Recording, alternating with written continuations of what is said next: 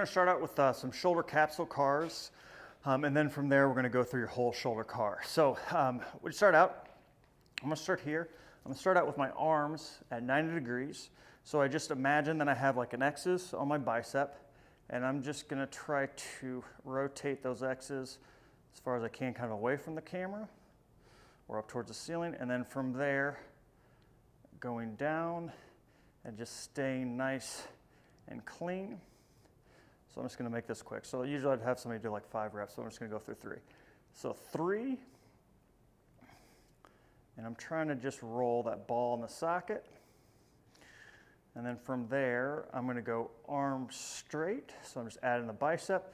And it's really important that when I go up, rotate that X up towards the ceiling, or when I rotate that X down towards the ground, I'm just going to start going with one arm, that I'm initiating from the shoulder and not from the wrist. So I initiate shoulder, the inside stuff of the shoulder, and then kind of the forearm can go along, and then I'm rotating back,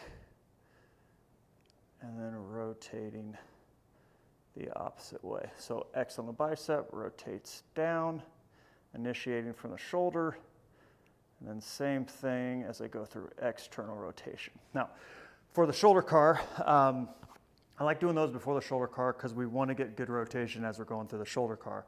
So I'm going to start out, I'm going to go 2 reps. The first one's going to be like 50%, and the next one, I'm going to open it up a little bit. So I'm going to start with the palm up.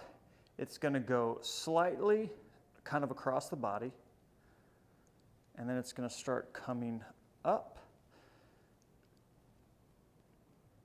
And as soon as I get to about here, whatever distance my bicep is to my ear, on the way back, it should be the same distance.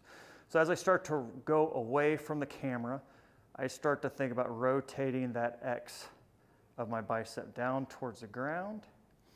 And I'm trying to almost match the speed of that rotation of my upper arm with the rate of which I'm making a circle with my arm. Now on the way back, I'm going to go back and then start unwinding, unwinding, unwinding while the elbow stays straight, wrist stays straight. And so as I get to this spot right here, it should be relatively the same position as I was to start the rep. So I'm getting good range of motion.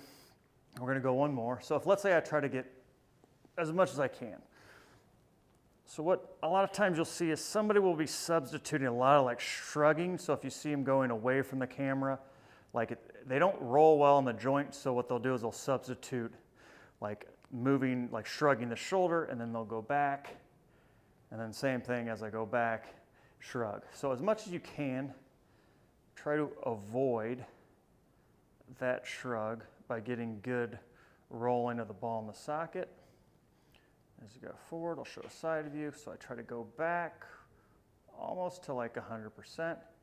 And then I start to unwind slowly.